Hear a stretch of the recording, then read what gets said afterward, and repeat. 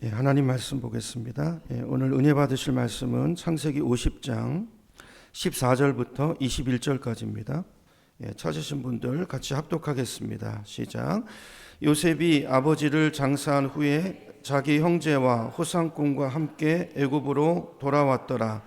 요셉의 형제들이 그들의 아버지가 죽었음을 보고 말하되 요셉이 혹시 우리를 미워하여 우리가 그에게 행한 모든 악을 다 갚지나 아니할까 하고 요셉에게 말을 전하여 이르되 당신의 아버지가 돌아가시기 전에 명령하여 이르시기를 너희는 이같이 요셉에게 이르라. 내 형들이 내게 악을 행하였을지라도 이제 바라건대 그들의 허물과 죄를 용서하라 하셨나니 당신 아버지의 하나님의 종들인 우리 죄를 이제 용서하소서 하며 요셉이 그들이 그에게 하는 말을 들을 때 울었더라. 그의 형들이 또 친히 와서 요셉의 앞에 엎드려 이르되 우리는 당신의 종들이니이다. 요셉이 그들에게 이르되 두려워하지 마소서. 내가 하나님을 대신하리이까. 당신들은 나를 해하려 하였으나 하나님은 그것을 선으로 바꾸사 오늘과 같이 많은 백성의 생명을 구원하게 하시려 하셨나니 당신들은 두려워하지 마소서. 내가 당신들과 당신들의 자녀를 기르리이다 하고 그들을 간곡한 말로 위로하였더라. 아멘. 같이 보겠습니다. 오늘 창세기 이제 50장에 왔습니다. 우리 날샘 큐티를 하면서 은혜되는 부분이 있어서 어떻게 하다 보니까 이제 창세기 강해를 하게 됐는데요. 오늘 창세기 강의 마지막 시간에 마지막. 자, 오늘은 마지막인데 아름다운 제목도 아름다운 마무리라는 제목인데요. 이런 제목으로 우리 함께 은혜 받기를 원합니다. 창세기 마지막 50장은요. 야곱의 장례식이 나와요. 야곱의 장례식이 나오고 또 요셉의 입관이 나오고 이렇게 두 번의 장례식이 있는데요. 자, 성경이 장례식을 이렇게 우리에게 보여주는 이유가 뭘까요? 그걸 오늘 우리가 말씀을 통해서 우리에게 주시는 음성을 듣는 예배가 됐으면 좋겠어요. 자, 마침내 야곱이 정말 파란만장한 삶을 살았죠. 나그네 같은 인생을 살다가 마침내 그가 그렇게 평생을 꿈꾸며 바라봤던 하나님의 나라, 자기 인생의 본향을 향해서 이제 길을 떠납니다. 그죠? 성경이 이제 그렇게 표현을 하고 있어요. 자, 이 부분을 우리가 좀 더 잘 이해하기 위해서 우리 49장 마지막 절부터 한번 다시 보겠습니다. 49장 33절부터 해서요. 50장 3절까지 4절 말씀 우리 한번 같이 한번 읽어보겠습니다. 시작. 야곱이 아들에게 명하기를 마치고 그 발을 침상에 모으고 숨을 거두니 그의 백성에게로 돌아갔더라. 요셉이 그의 아버지 얼굴에 굽으려 울며 입 맞추고 그 수종드는 의원에게 명하여 아버지의 몸을 향으로 처리하게 하매 의원이 이스라엘에게 그대로 하되 40일이 걸렸으니 향으로 처리하는 데는 이 날수가 걸림이며 애굽 사람들은 70일 동안 그를 위하여 곡하였더라. 여러분, 우리가 창세기를 그동안 여러 주에 걸쳐서 봤는데요. 창세기는 우리에게 뭘 보여주는 책이냐면요, 시작을 보여주고 마지막을 보여주는 책이에요. 그죠? 그러니까 인간은 스스로 있는 존재가 아니라는 것입니다. 우리는 분명히 시작이 있고, 우리 시작을 누가 하셨어요? 하나님이 우리를 있게 하셨잖아요. 그러니까 우리 인생이라는 것은 무한한 존재가 아니고 시작과 끝이 분명히 있는 유한한 존재라는 사실을 우리에게 보여주고 있는 성경이 창세기예요. 창세기. 우리도 똑같죠. 여러분, 우리 인생은 다 똑같습니다. 태어남이 있고 반드시 죽음이 있어요. 끝이 있다는 거예요. 성경을 보세요. 창세기가 계속 그걸 이야기하고 있죠. 아브라함도 죽었고요. 그 믿음이 좋던 아들 이삭도 죽었고요. 그리고 지금 우리가 살펴보는 오늘 축복의 사람 야곱도 결국은 세상을 떠나더라. 뿐만 아니라 그 엄청난 권세를 누렸던 애굽의 총리 대신이었던 요셉도 죽더라. 여러분, 이게 성경의 결론이에요. 결론. 창세기 맨 마지막으로 가볼까요? 50장 맨 마지막 절로 한번 가보시면요, 요셉의 죽음에 대해서 이야기하고 있어요. 요셉도 죽습니다. 요셉이 110세의 죽음에 그들이 그의 몸에 향재료를 놓고 애굽에서 입관하였더라. 창세기 마지막은요, 요셉의 입관으로 끝나요. 자, 그렇다면 여러분, 야곱도 죽고 요셉도 죽고 아브라함도 죽었다면 그러면 이 자리에 있는 저와 여러분도 마지막 끝이 있을까요? 없을까요? 있다는 것입니다. 반드시 있다는 거예요. 그걸 기억하고 살라는 거예요. 그날을 바라보면서, 그게 언제일지는 모르지만 반드시 내 인생의 마지막 종착역이 있다라는 사실을 기억하고, 그죠? 그날을 준비하면서 살라는 거예요. 그게 지혜라는 것을 성경은 거듭거듭 우리에게 말씀하고 있어요. 우리는 다 끝이 있는 사람입니다. 우리는 다 정해진 시간을 살아갑니다. 자, 그렇다면, 자, 이걸 전제로 한다면, 그렇다면 중요한 것이 뭘까요? 내게 주어진 시간을 허비하지 않는 거예요. 정해진 기간이 있어요. 시간을 허투루 쓰면 안 되고 잘 살아야 하는 것입니다. 시간을 잘 써야 되는 거예요. 자, 근데 의외로 많은 사람들이요, 이걸 잊고 살아요. 마치 자기가 이 땅에 영원히 살 것처럼, 마치 나는 죽음과는 상관이 없는 존재인 것처럼, 마치 기회가 나에게는 무한정으로 남아 있는 것처럼 그렇게 사는 사람들이 우리 주변에 의외로 많이 있다는 사실이에요. 그래서 성경이 이렇게 많은 죽음에 대해서 오늘 우리에게 보여주고 기록해 놓고 있는 이유가 거기 있는 것입니다. 그거 아니라는 거예요. 기회가 많지 않다는 거예요. 너무나 빠르게 그 마지막이 다가온다는 거예요. 그걸 기억하라는 거예요. 내가 주님을 위해서 살 수 있는 날 많지 않습니다. 언제 죽을지 몰라요. 내가 복음을 전할 수 있는 날, 그런 기회가 무한정 있지 않습니다. 내가 부모님을 구원할 수 있는 기회 많지 않다는 거예요. 여러분, 기회가 있을 때 이런 기회에 꼭 전도하시기를 축복합니다. 이게 하나님이 이 때를 위해서 하나님이 그 영혼을 구원하실 수 있어요. 중요한 것이죠. 그래서 성경은 때를 얻든지 못 얻든지 복음을 전파하라고 말씀하는 것입니다. 에베소서 5장 15절에 보니까요, 자, 사도 바울이 에베소 교회 교인들에게 이렇게 권면합니다. 스크린 보세요. 그런즉 너희가 어떻게 행할지를 어떻게 하라고요? 자세히, 그냥 살면 안 되고요, 자세히 주의하여 지혜 없는 자 같이 하지 말고 오직 지혜 있는 자 같이. 뭐가 지혜 있는 것입니까? 16절, 세월을 아끼라. 왜요? 때가 악하기 때문에. 여기 세월을 아끼라는 말을 원어로 보면요, 기회를 놓치지 말라는 말이에요. 기회를 놓치지 말라. 기회가 오늘, 이 기회가 오늘 나에게 온 이 기회가 내일 있을지 없을지 아무도 모른다는 거예요. 마지막일 수 있다는 거예요. 그러면 그 기회를, 마지막 때를 살아가는 성도의 지혜는 기회를 놓치지 않는 거예요. 오늘이 마지막일 수 있다는, 이걸 종말론적인 삶이라고 그래요. 종말론적인 의식을 가지고 지금 오늘 주님이 오셔도 이상하지 않은 시대에 살기 때문에 오늘 하나님이 역사의 문을 닫을 수도 있어요. 예배 시간에 주님이 오실 수도 있습니다. 그래도 전혀 이상하지 않은 때라는 게, 지금 우리가 살고 있는 이 때가, 이런 바울이 에베소서를 기록할 때가 그랬다면 지금은 얼마나 더 가까운 것입니까? 그죠?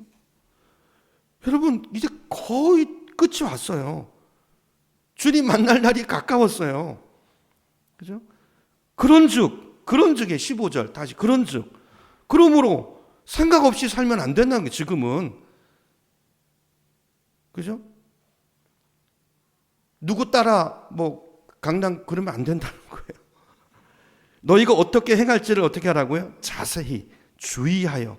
성경을 자세히 살펴보면서 지금 때가 어느 때인가를 분별하면서 조심하면서 주의하면서 지혜 없는 자 같이 하지 말고 지혜 있는 자 같이 어떻게 해요? 기회를 붙들라는 거예요. 기회. 그죠? 어떤 기회예요? 내 부모를 구원할 기회. 내 자식을 인도할 기회.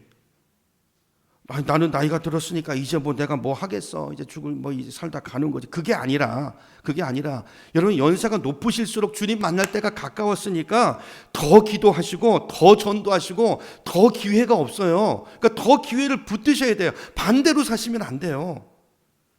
기도회가 있으면 더 나오셔야 돼요. 있는 힘껏.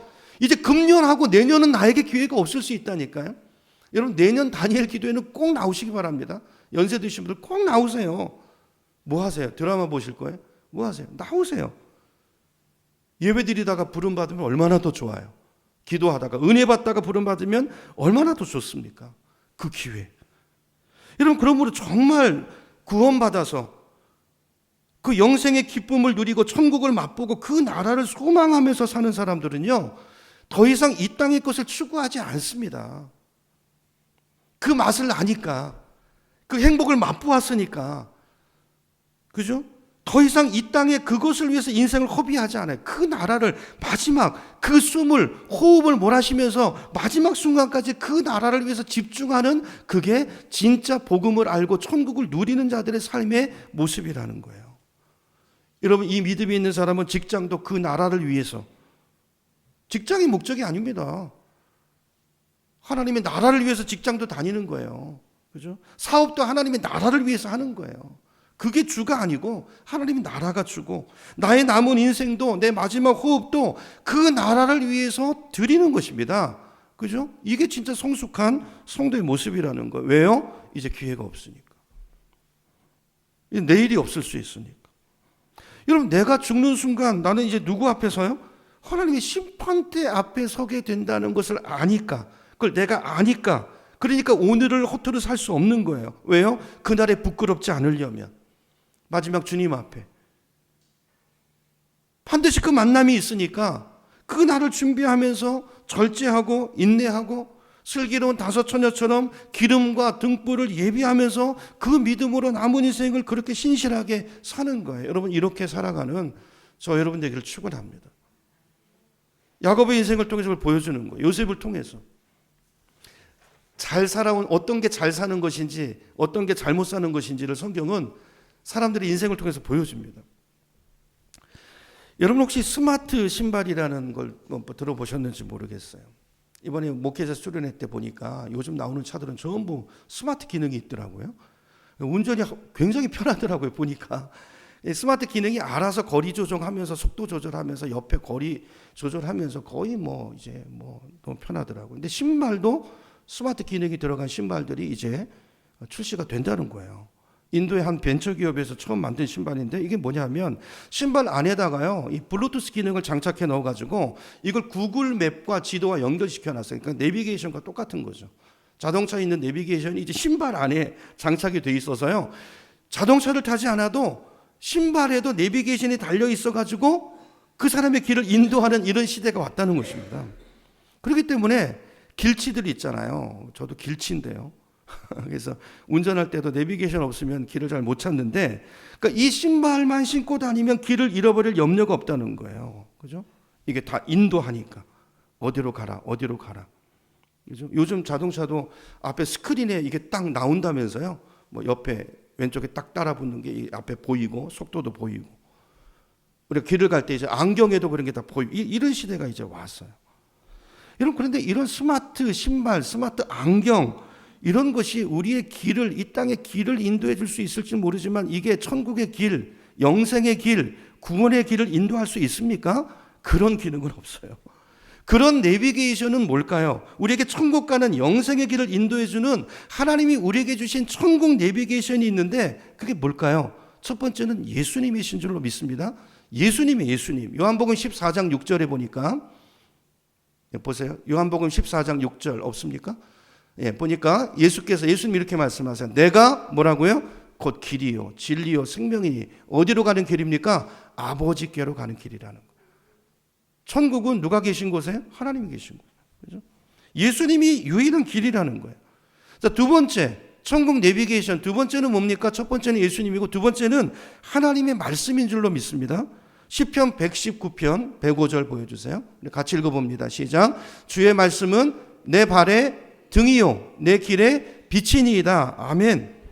무슨 말이에요? 바로 우리가 가지고 있는 이 성경 66권의 이 말씀이 바로 천국 가는 내 인생길을 환하게, 천국 가는 그 길을 비춰주는 빛이 되고 등불이 돼서 내가 그 길을 마지막까지 길을 놓치지 않고 잘 갈 수 있도록 이끌어주는 내비게이션이라는 거예요. 여러분, 그 내비게이션을 잘 사용하시기 바랍니다. 성경을 잘 읽으시고요, 말씀을 따라 사는 거예요. 그게 순례자의 길이에요. 그죠? 그렇게 살아가는 우리가 됐으면 좋겠어.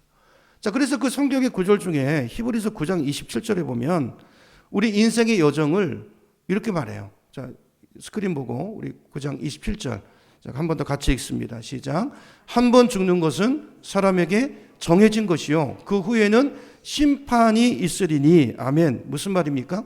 저 말씀을 잘 보세요. 저 말씀을 보면 죽음이 끝이 아니라는 거예요. 우리 인생의 여정을 설명해 주는데요, 죽음이 끝이 아니다 그 얘기를 해요. 그 후가 있다는 거예요. 후.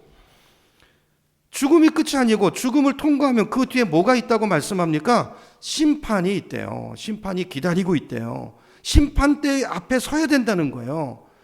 누구든지 거기를 통과해서 거기를 지나서 천국에 들어가는, 그냥 가는 게 아니고, 이런 누구도 피할 수 없는 이 길을 우리 모두가 가야 되는데, 자, 그렇다면 중요한 게 뭡니까?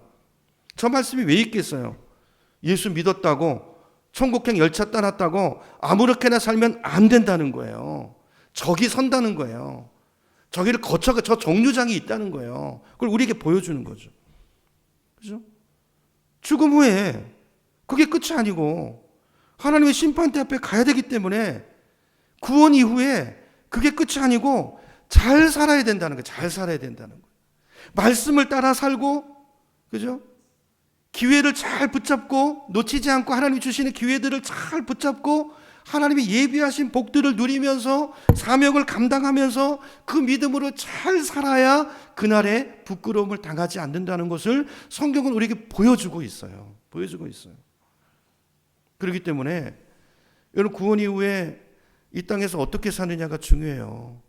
그걸 주님이 물어보실 거예요. 너 어떻게 살, 뭐 하다 왔니?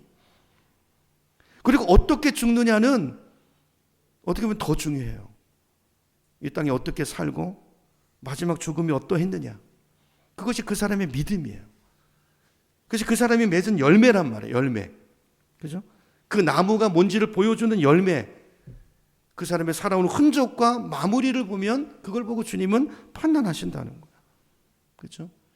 자, 우리가 어떻게 살아야 되는가, 어떻게 죽어야 되는가 이런 것들을 것까지도 구체적으로 보여주는 내비게이션 뭐라고 해요? 성경이 성경. 이 성경 안에서 그 지혜를 배울 수 있도록 하나님은 이 안에 그런 내용들을 담아 놓으셨단 말이에요.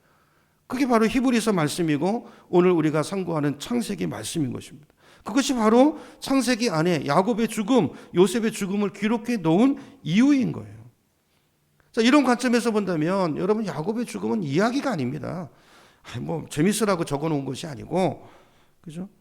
이 죽음을 통해서 너의 죽음을 보라는 거예요. 미리. 네가 남은 인생 어떻게 살아야 갈 것인가를 교훈을 얻으라는 거예요. 그리고 바르게 살라는 거죠. 그죠?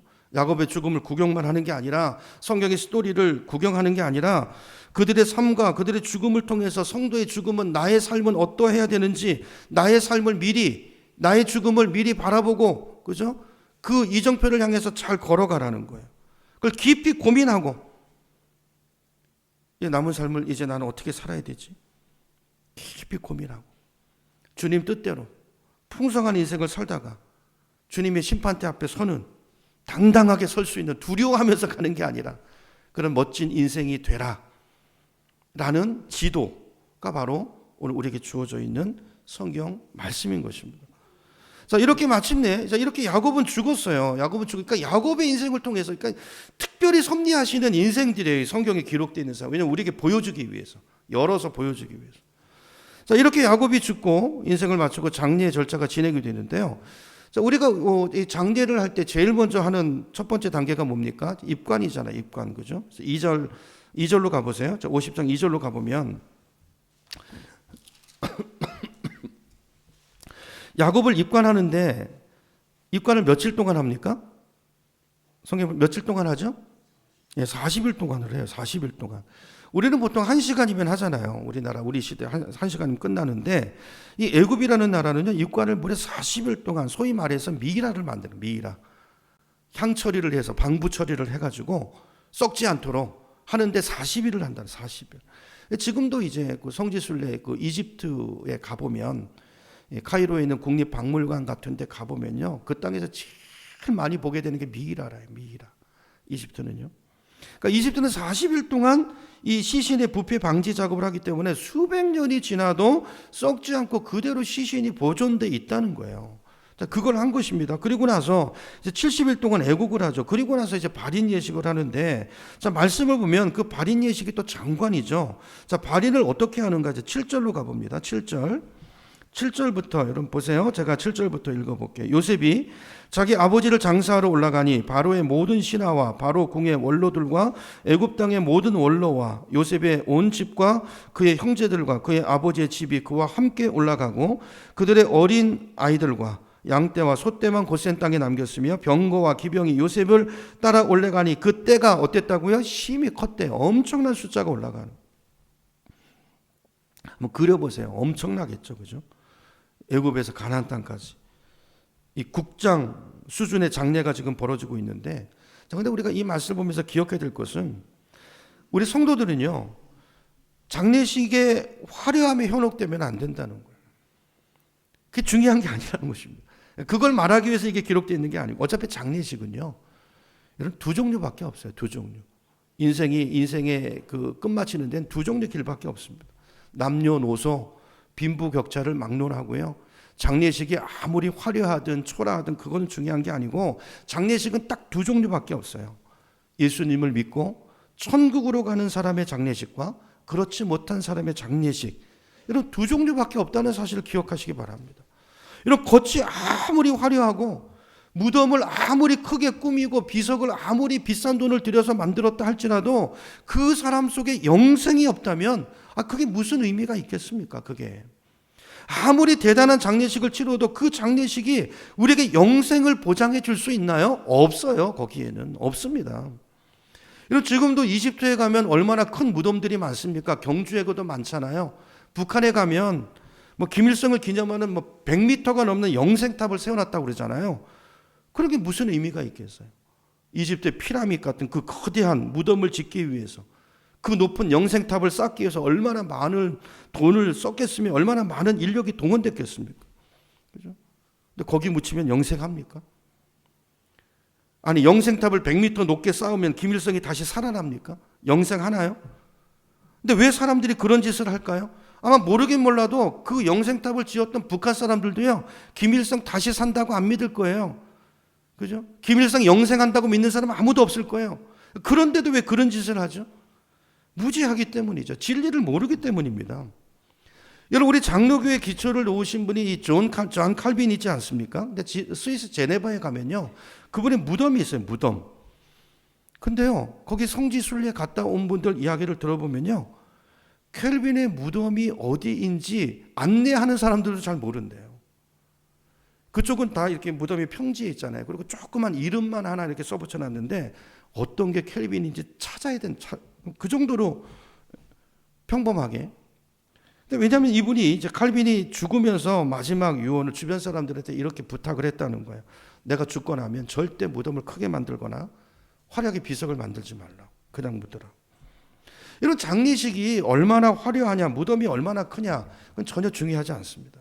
중요한 것은 그 사람의 삶 속에 영생이 있느냐 없느냐, 그가 이 땅의 인생의 그 기회 동안에 예수 그리스도를 만났느냐 안 만났느냐, 그리고 나서 그가 어떤 인생을 살았느냐, 그의 마지막이 어땠느냐, 그게 중요한 것이죠. 무덤이나 비석은 아무 의미도 없고 내가 살아온 삶의 흔적이 중요한 것이지 그건 아무런 의미를 주지 못한다는 것입니다.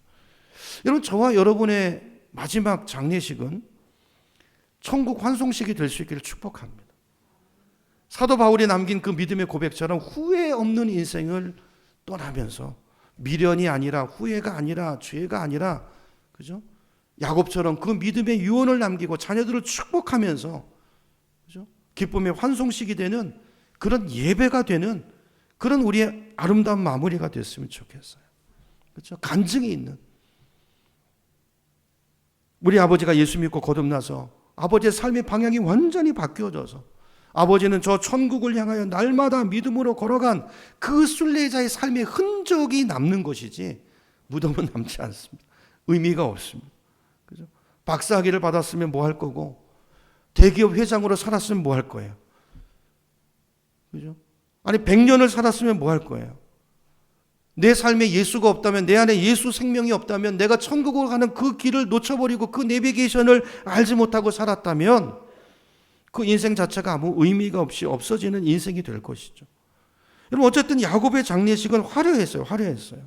근데 마침내 화려하고 대단한 장례 절차가 맞춰지고, 그리고 가족들이 이제 다시 애굽 땅으로 돌아오죠. 근데 여러분, 진짜 슬픔은 이때부터입니다. 여러분, 장례식을 치러본 가정들은 다 아실 텐데요, 진짜 슬픔은 이때부터예요. 저도 아버님, 어머님 장례식을 치러보니까요, 장례식을 치르는 그 당시는요, 경황이 없어서 슬픈 줄도 몰라요. 어떻게 보면 정신으로 지나가는데, 근데 고인의 사랑하는 분의 시신을 그 땅에다가 묻어놓고 또는 화장하고 돌아오면요, 집에 돌아오면 누가 없어요? 그분이 없어요.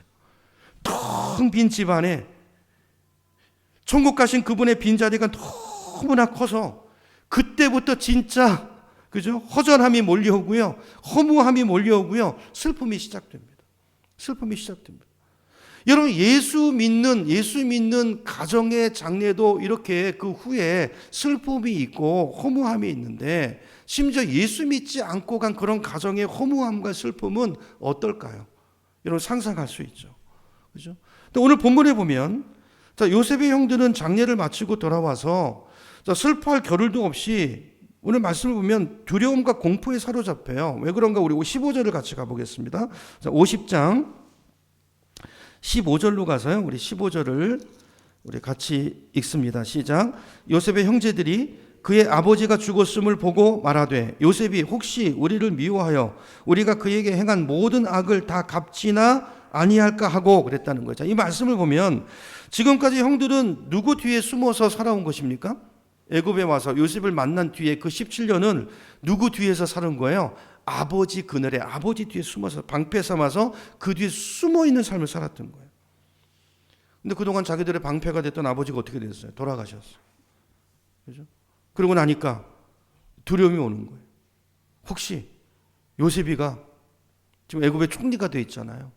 아버지가 계실 때는 아버지 때문에 우리를 후대했다가 이제 아버지가 가셨으니까 이제 우리에게 혹시라도 원수를 갚으면 어떡할까? 그걸 걱정하고 두려워했다는 이야기예요. 불안해진 것이죠. 아버지가 돌아가시니까. 자, 그래서 16절을 보면, 그래서 형들이 놀라운 이야기를 해요. 16절 가봅니다. 요셉에게 말을 전하여 이르되 당신의 아버지가, 그러니까 우리의 아버지가 아니라 당신의 아버지, 당신의 아버지가 돌아가시기 전에 명령을 했대요. 명령이라는 말을 해요. 명령하여 이르시기를, 그러니까 명령이니까 꼭꼭 이게 지켜야 된다는 소망이 담겨 있는 거잖아요. 17절 너희는 이같이 요셉에게 이르되 내 형들이 내게 악을 행했을지라도 이제 바라건대 그들의 허물과 죄를 용서하라 그랬다는 거예요. 이렇게 아빠가 명령했으니까 그 말을 우리가 전한다, 그 얘기를 한 거예요. 여러분, 형들이 이 말이 진짜일까요? 진짜 야곱이 아버지가 요셉의 형들에게 이런 말을 했을까요? 저는 뻥이라고 생각합니다.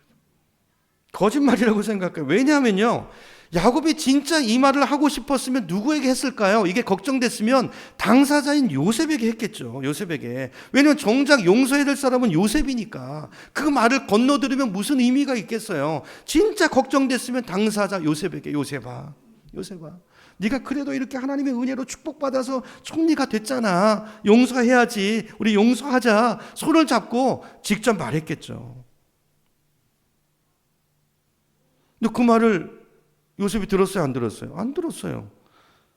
야곱은 그런 말을 하지 않았어요. 여러분, 야곱이 왜 그 말을 안 했을까요? 야곱이 가만히 보니까요, 요셉은요, 그 말을 안 해도 이미 형들을 용서했어요. 요셉의, 아버지가 얼마나 걱정이 됐겠어요. 어머니 걱정이 되고 얼마나 놀랬겠습니까? 형들이 한 일을 알고. 근데 가만히 보니까 요셉이 형들에게 하는 모습 보니까 너무 잘하는 거예요. 오히려 형들을 호대하고 이미 다 용서한 거예요. 그러니까 이 말을 할 이유가 없는 거죠. 그럼 형들은 왜 두려워합니까? 여러분, 이게 회개의 중요성이에요. 회개. 여러분, 회개가 없는 사람들에게 나타나는 특징이 이 두려움이고 죄책이에요. 죄책. 형들이 회개했습니까? 안 했습니까? 요셉은 용서했는데 형들이 회개해서 용서하는 것이 아니고, 그죠? 하나님의 뜻을 알고 하나님의 섭리를 알고 깨닫고 뭐 용서할 것도 없는 거. 하나님의 뜻을 알고 보니까 이게 다 하나님이 하신 일이구나. 그죠? 하나님의 놀라운 섭리구나 라는 걸 알고 나니까 전에는 형들이 미웠는데, 전에는 형들에게 그렇게 분노가 있었는데 하나님이 하신 일이네. 그걸 통해서 하나님이 나를 이렇게 축복하셨네 라는 걸 아니까 뭐 용서고 자시고 없는 거죠. 근데 문제는 뭐냐면 어쨌든 형들은 그 일을 했잖아요. 그러면 회개를 해야 되는데 문제는 형들에게 회개가 없는 거예요. 여러분, 아버지가 살아계실 때 그때 형들이 죄를 뉘우치고 깨닫고 하나님 앞에 엎드려서 하나님, 저희들이 잘못했습니다, 이렇게 회개했으면 얼마나 좋았을까요? 그리고 또 아버지가 살아계실 때 분위기도 좋잖아요. 그죠? 아버지가 또 매개가 되니까 그때 당사자인 요셉에게 가서 이런 게 기회. 그죠? 요셉에게 가서 동생아, 우리가 잘못했다. 우리가 정말 잘못했다. 그동안 너한테 정말 몹쓸 짓을 많이 했다. 우리를 용서해다오. 우리가 너무 몰랐다. 그죠? 그랬으면 모든 문제가 깨끗이 해결됐을 텐데, 근데 형들은 어떻게 했습니까? 현실을 도피합니다. 문제를 덮어버립니다. 죄를 해결하는 것이 아니라 숨겨놓고 아버지 등 뒤에 숨어서 그 뒤에다가 자기의 죄를 덮어버리고 감춰놨던 거예요. 그러다가 이제 아버지가 돌아가니까 발등에 불이 떨어졌어요. 큰일 났어요. 그 문제 앞에서 어떻게 할 줄을 모르고 막 거짓말을 만들어내고 있는 것이죠. 여러분, 저와 여러분의 삶이 이런 삶이 되지 않기를 축복합니다. 여러분, 이것은 죄를, 우리 삶의 문제를, 두려움을 해결하는 성경적인 방법이 아닙니다. 여러분, 내 속에 어떤 두려움이 있다면 그 두려움은 하나님의 뜻이 아니에요. 그걸 기억하셔야 돼요. 내가 뭔가를 잘못하고 있는 거예요. 뭔가 성경적으로 살고 있지 않은 거예요. 두려움은 하나님이 주시는 게 아니거든요. 요한일서 1장 9절에 보니까 어떻게 하는 게 성경적인 건가?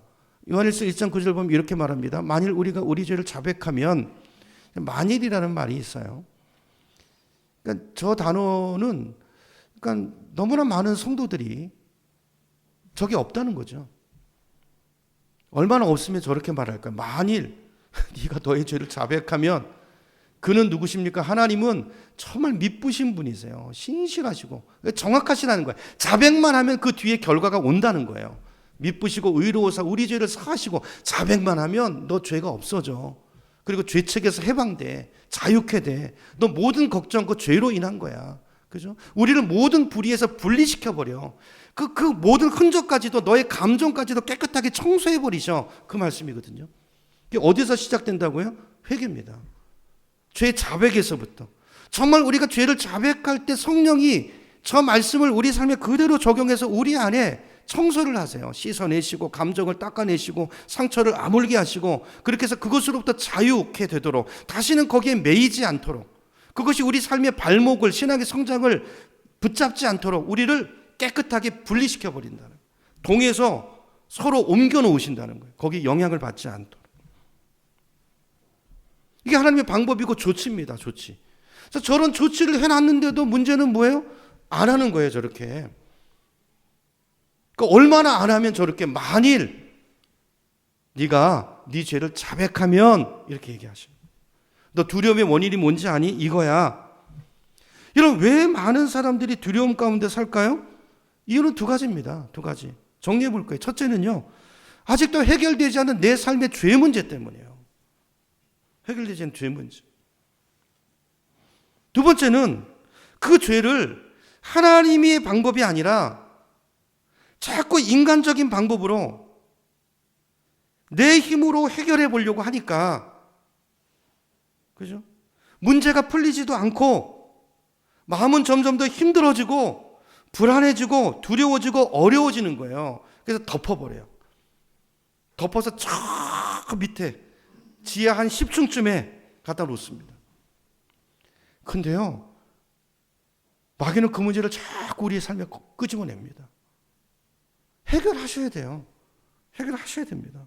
지금 형들의 두려움의 이유도 바로 여기 있는 거예요. 성경이 그걸 보여주는 거예요.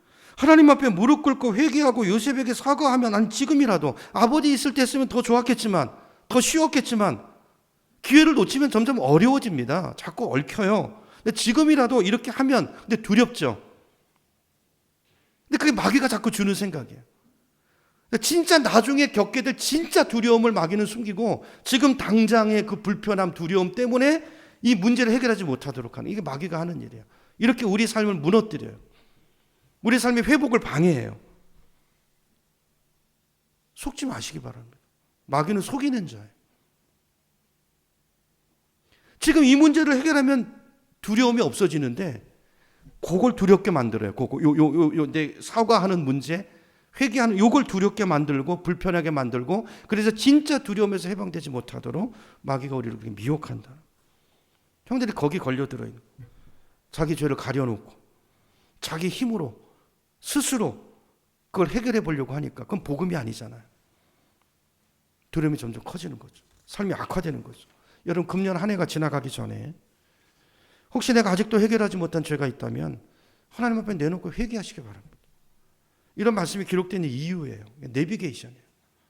여러분, 우리 인생을, 하나님이 예비하신 인생을 행복하게 잘 행복을 누리며 사는 삶이 되려면 이런 성경의 내비게이션을 잘 따라가셔야 돼요. 그죠? 실패마저도 우리에게 교훈으로 와 있는 거예요.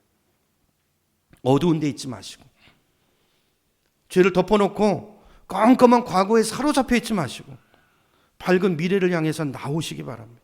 다른 방법은 없습니다. 진실한 회개만이 내가 깨끗하게 되고 모든 두려움과 죄책에서 자유함을 얻을 수 있는 유일한 방법. 그래야 하나님이 예비해 놓으신 중요한 것은 밝은 미래를 향해서 나갈 수 있어요. 많은 성도들의 삶이 이게 없기 때문에 하나님이 풍성한 미래를 예비해 놓으셨는데 그걸 누리지 못하고 가요. 얼마나 안타까운, 너무 안타까운 일이죠. 성경이 이 안타까운 하나님의 마음을 요셉을 통해서 보여주고 있어요. 그래서 17절로 가봅니다. 17절에 가보니까 형들의 그 말에 요셉이 어떻게 반응합니까? 뻔히 알죠. 아버지가 뭐 그런 말을 해. 뭐 내가 뭐 형들 미워하지도 않는데. 그 형들의 반응을 보고 너무 형들이 불쌍해서 요셉이 어떻게 했다고요? 울었더라 그래서 울었더라. 여러분, 하나님이 예수님이 우십니다. 예수님이 십자가에 보혈을 흘리시고 우리의 모든 죄책을 다 담당하시고 우리를 위해서 죽으셨는데, 우리를 행복의 길로 인도하기 위해 죽으셨는데 여전히 그 죄의 과거에 묶여서 복을 누리지 못하는 그 많은 성도를 바라보면서 주님이 안타까워 지금도 흘리는 그 눈물이 바로 오늘 요셉의 눈물이에요. 여러분, 요셉이 벌써 형들을 다 용서하고 형들을 받아들였는데, 그래서 형들을 그렇게 환대해 준 거잖아요. 근데 그 환대를 누리고 있으면서도, 복을 누리고 있으면서도, 변화를 누리고 있으면서도 여전히 그들은 과거에 묶여 있어요. 이유가 뭐라고요? 죄 때문이에요. 해결하지 못한 죄 때문이라는 거예요. 이게 오늘 우리의 모습일 수 있어요, 여러분. 구원 받았어요. 예배 드릴 때는 복음 듣고 그런 것 같아요. 근데 삶에 숨겨놓은 죄들이 덕지덕지 붙어 있어요. 아내와의 관계 속에서, 자녀와의 관계 속에서, 부모와의 관계 속에서, 직장 다니면서, 사업하면서, 세상 속에서 해결하지 않고 여전히 죄를 즐기고 죄를 덮어놓고 담기고 그걸 누리고 있고, 그 죄들이 우리 안에 소리 지르고 있어요. 그걸 바라보면서 요셉은 너무 가슴이 아팠던 거예요. 형들을 보고 통곡을 합니다. 웁니다. 여러분 한번 생각해 보세요. 아니, 이미 형들 용서했는데 근데 왜 아버지 등 뒤에 숨어서 지난 17년간 마음을 졸이면서 아버지 돌아가면 어떡하지? 혹시 요셉이 복수하지 않을까? 두려워하고, 그죠? 그들이 행복했을까요? 그들이 행복했을까요? 지금 상황이 온 세상의 기근이었다고 그랬잖아요. 지난주에 그 말씀 드렸잖아요. 근데 하나님이 특별한 은혜를 주셨잖아요. 그 놀라운 그 축복의 곧센 땅에다가 그들을 갖다 놓고 남들은 다 죽어나가는데, 기근에 말라가는데 거기서 생육하게 하고 번성하게 하는 어마어마한 복을 주셨는데, 몸뚱아리는 그런데 마음은 두렵고, 그죠? 이러고 있는 거예요. 그들이 과연 행복했을까요? 아니에요. 그들이 여전히 죄의 과거에 매여 있기 때문에 미래를 향해서 못 나가요. 하나님 예비하신 축복을 누리지 못해요. 행복하지 않아요. 그렇게 17년을 살아왔을 형들을 바라보면서 너무 불쌍하고, 지금도 그러고 있는 형들을 보면서 요셉이 우는 것입니다. 울었더라. 여러분, 오늘 우리 크리스천 안에서도요, 요셉의 형들과 같은 신앙생활 하시는 분들이 죄송하지만 많습니다. 여러분 꼭 기억하세요. 여러분, 복음은요, 하나님이 실제 이루신 일입니다. 실제로 이루신 일이에요. 실제로 행하신 일이에요. 우리가 아무리 주홍 같은 붉은 죄를 과거에 지었다 할지라도 주님은 우리가 회개하기만 하면 그 모든 죄를 흰 눈보다 더 희게 씻어주신다고 말씀하셨어요. 그 피를 흘리신 거예요. 그럼 그때 이미 내 죄가 씻어진 거예요. 누구에게? 믿는 자에게. 믿는 자에게 그 보혈이 적용돼서 오늘 그 일을, 주님이 성령이 내 안에 그 일을 행하신단 말이에요. 지금. 이게 복음이에요. 나중에가 아니고 지금. 주님은 저와 여러분이 정말 진실로 믿음으로 회개했다면 우리 죄를 기억도 하지 않으십니다. 다 씻어버렸는데 뭐. 그리고 우리를 한 번도 죄 짓지 않은 사람으로 보세요. 근데 우리는 작년에 했던 회개 또 나와서 하고. 여러분, 자녀가 한번 그런다고 생각해 보세요. 자녀가. 제가 아끼는 도자기를 막내가 깼어요. 근심 어린 표정으로 아빠, 그 아빠가 아끼는 거 아는데 제가 실수해서 깼어요. 처음에는 화가 나겠죠. 그래, 어떻게 하겠어요? 딸이 더 중요하지 자식이 더 중요하지. 괜찮아. 다음부터 조심해. 저녁 먹을 때 와가지고 딸이 아빠, 제가 죽을 죄를 졌어요. 잠잘 때도 와서 그러고 밥 먹을 때도 와서 그러고 출근할 때도 와서 그러면 이런 부모 마음이 어떻게 우리가 이러고 있지 않은가 생각해 보셔야 돼요. 주님 다 잊어버리셨습니다. 다 잊어버리셨어요. 여러분, 죄는요 우리의 과거를 얽어매고 우리의 미래 문을 닫아버립니다. 근데 회개만 하면 그 죄 문제가 다 해결된다는 걸 기억하셔야 돼요. 그죠?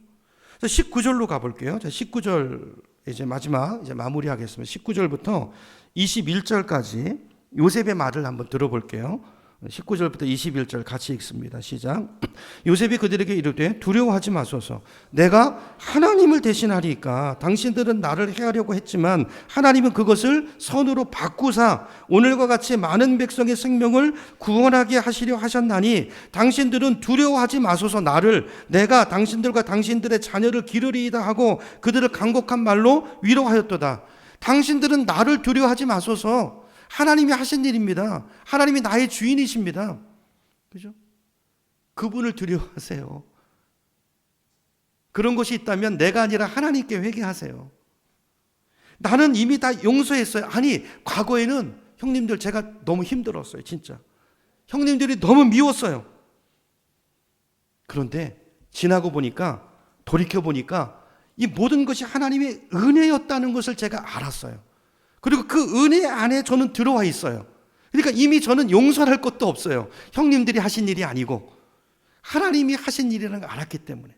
그렇지만 형님들, 하나님을 두려워할 만한 것들이 있다면, 하나님 앞에 회개할 것이 있다면, 내가 아니라 하나님께 있다면 그 문제를 해결하시기 바랍니다. 나는 그 의미인 줄로 믿습니다. 요셉은요 정리가 됐어요. 하나님이 뛰시게 해주셔서 형들의 손을 빌려서 하나님이 나를 애굽에 보내는 것이지 이게 형들이 하신 일이 아니구나. 그죠? 요셉이 깨달은 거예요. 형들의 멱살을 잡을 일이 아니구나. 다만 형들은 부족하잖아요. 믿음이 없잖아요. 안타까워하는 거예요. 요셉에게는 아무 감정도 남아있지 않습니다. 저 여러분에게 이런 회개가 있었으면 좋겠어요. 사람에게 받은 상처들, 문제들, 아픔들.